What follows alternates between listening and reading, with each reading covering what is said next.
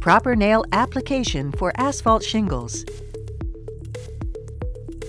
Proper nailing is essential for the optimum performance of asphalt roofing shingles. Improper application can cause nail corrosion, sealing failures, raised tabs, buckling, and blow-offs.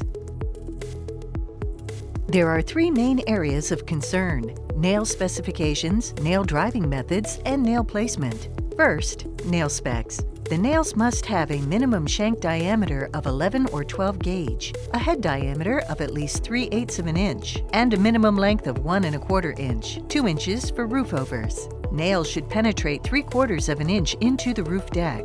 If the roof deck is less than 3/4 of an inch thick, the nail should penetrate fully and extend at least 1/8 of an inch through the deck.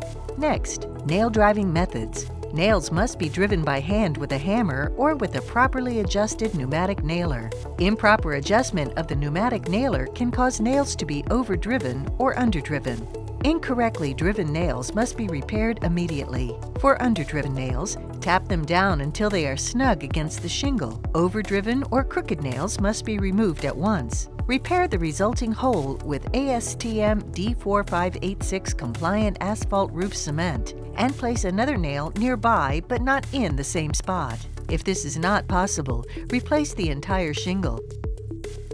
Finally, nail placement. Never place a nail where it will be visibly exposed or weathered. Place nails no closer than 1 inch from the shingle edge. Do not drive nails into knotholes, cracks, or spaces in the roof deck. Be sure to follow all installation instructions on the shingle wrappers for nail requirements and positioning, as well as local building codes.